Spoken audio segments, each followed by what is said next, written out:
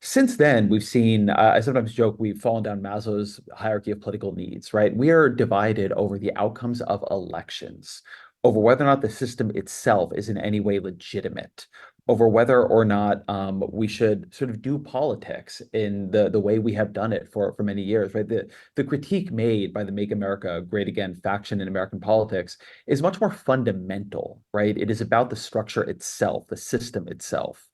Compared to the critique made by Paul Ryan, made by George W. Bush, made by Mitt Romney, made by John McCain. And so we have a more fundamental form of polarization. I think that the system has actually changed quite a bit. The polarization we have now is more dangerous. You can compromise over policy. It's very hard to compromise over was the 2020 election stolen or not. Well, speaking of the 2020 election, a recent poll from the Associated Press NORC Center for Public Affairs Research finds many Americans are unenthusiastic about a likely November rematch of the 2020 election. President Biden, former President Donald Trump. How can voters wade through the fatigue and divisiveness of an election year that they've pretty much already experienced, but still remain engaged in the political spectrum? Well, I mean, one thing to say is that there's going to be a lot more elections than Donald Trump and Joe Biden come November, right? You're going to have elections for senator, for governor, for House, for lieutenant governor, for all kinds of things, right? Across the country, one of the main arguments in my book, and actually a thing that's been a huge contributor to polarization, is this intense nationalization of elections, right? This intense nationalization of politics.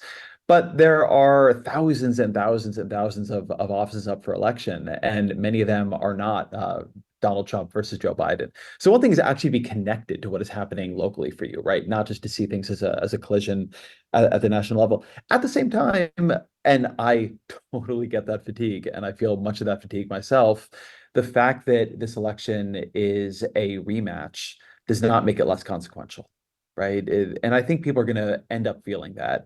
I don't think people are going to be, for the most part, delighted to vote in this election. I mean, I look at those polls too, and people are not super happy with what American politics looks and feels like. But I don't think they are going to be unaware of the stakes of that choice. We have a lot of elections right now that are driven more by fear than by hope. I don't think that's a good thing for a political system, but fear is a very powerful motivator.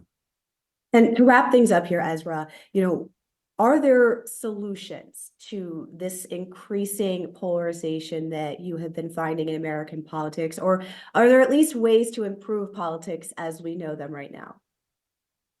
This is always a harder question. There are things, many reforms to the system that I think would be useful. The problem is the very polarization you might be trying to address is what keeps those reforms from happening, right? I mean, so, the fact that you have a filibuster in the Senate is why Democrats couldn't pass H.R. 1, which was, I think, a very consequential package of voting rights reforms, campaign finance reforms, would have dealt with gerrymandering. I mean, it's a very stuffed bill, but it would have had, I think, a pretty significant effect on how democracy functions in this country, which would have been meaningful. I don't tend to see polarization itself primarily as the problem. I mean, you can have healthy forms of polarization and unhealthy forms of polarization. And by the way, you can have unhealthy and healthy forms of non-polarization. Periods when we were very depolarized often meant the suppression of important political opinions or a bipartisan agreement on something terrible like segregation, right? Allowing segregation to persist in the American South.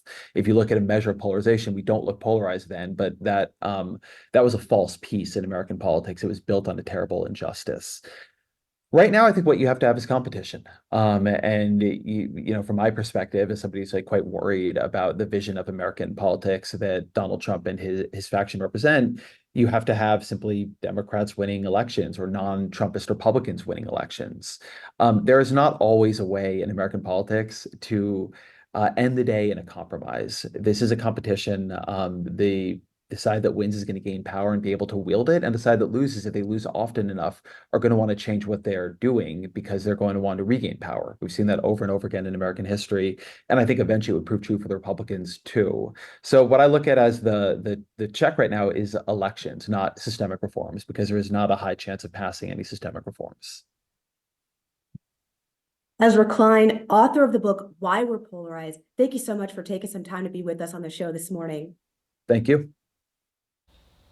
Well, that is it for this edition of Capital City Sunday. If you have any interview suggestions or questions for the show, as always, feel free to email me at smaslerdonar@wkow.com. We'll see you next week.